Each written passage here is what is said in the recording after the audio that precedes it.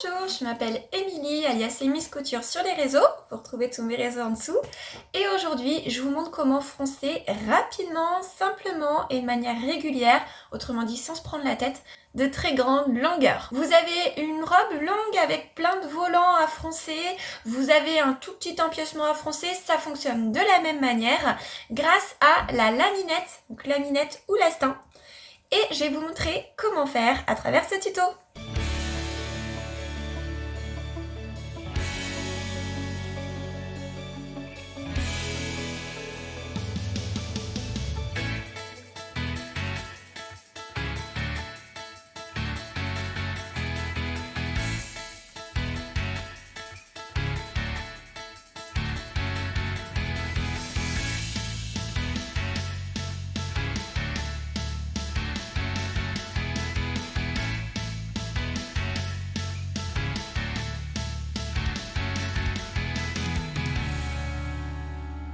La laminette, le lastin, qu'est-ce que c'est? C'est cette petite chose, une sorte de petit élastique très fin qui sert notamment à assurer un bon maintien lorsqu'on coud du jersey. Donc on peut le mettre par exemple dans les coutures d'épaule.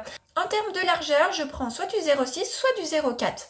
Donc après, c'est à vous de voir. Moi, je l'achète sur Mercerie Extra. Je prends une bobine de 50 mètres, ça me revient à 5 € et j'en ai suffisamment pour faire toutes les fronces dont j'ai besoin et également pour assurer mes coutures quand je couds du jersey. Et avec la laminette, pas besoin de vous prendre la tête. Vous allez voir qu'en mettant des repères de manière régulière, que ce soit sur la pièce à froncer ou sur votre laminette, sans avoir trop à réfléchir, vous vous retrouviez avec des fronces réparties régulièrement tout au long et la bonne taille à assembler directement sur votre buste si on reste dans l'exemple de la robe. Vous voyez par exemple ici, je porte une blouse où j'ai un emplacement froncé. J'ai utilisé la laminette pour avoir la bonne distance. Je vous montre comment on fait. Allez, c'est parti pour le tuto. On va imaginer pour ce tuto qu'ici j'ai une manche. Donc là, on aurait ma tête de manche.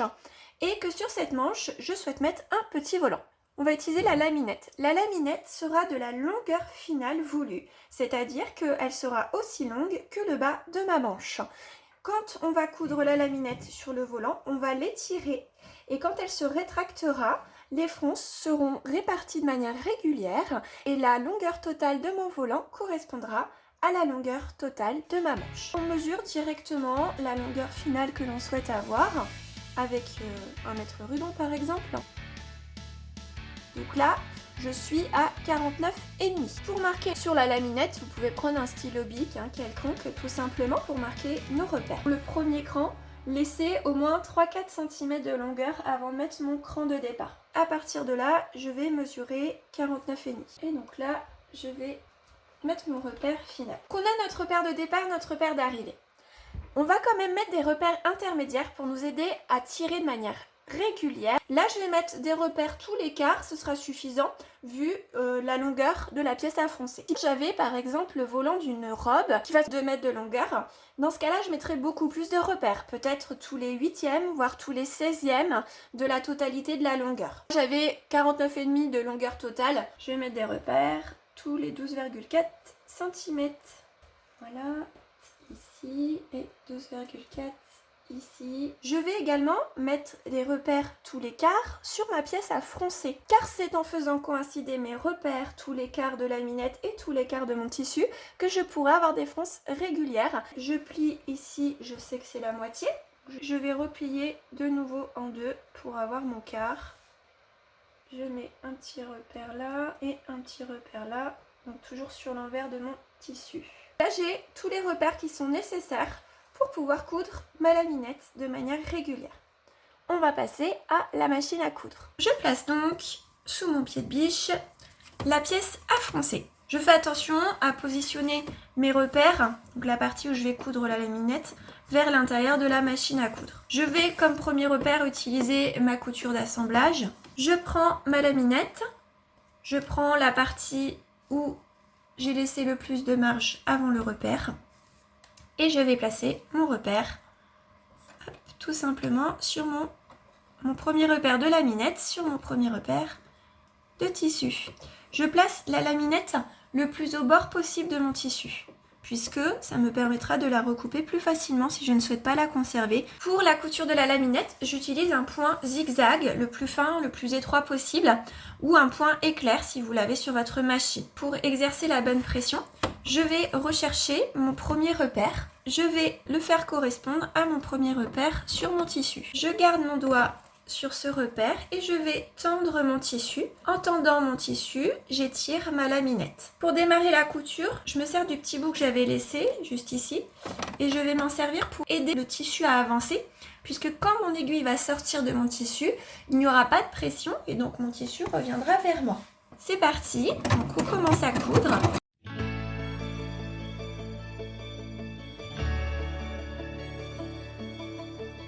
Je prends le repère suivant sur la laminette, je cherche mon repère suivant sur mon tissu, je les aligne l'un avec l'autre,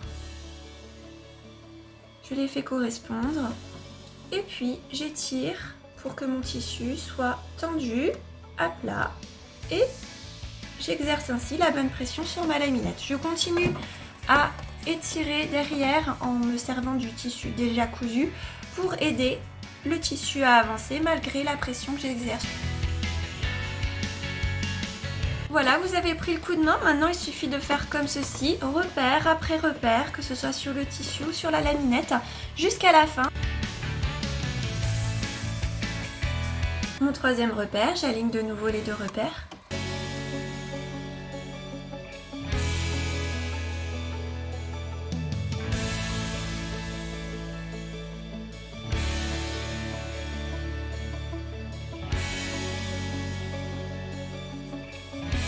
On obtient ainsi des fonces régulières et la longueur totale voulue qui correspond à la pièce sur laquelle nous souhaitons mettre notre volant. Il nous suffit maintenant à coudre notre volant sur notre manche. De votre côté, à coudre votre pièce froncée sur la pièce sur laquelle vous souhaitez l'assembler. Donc on va assembler nos deux pièces endroit sur endroit en faisant correspondre les marges de couture. Simplement, on fait bien attention à ce que les fronces se placent bien.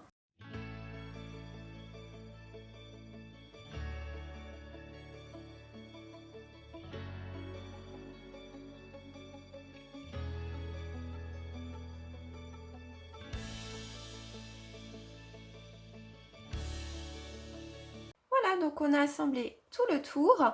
La laminette avec la marge pourrait un petit peu m'embêter, faire un frottement. Donc tout simplement, ce que je vais faire, c'est que je vais recouper ma marge juste derrière la laminette pour l'enlever et surfiler donc le reste de la marge.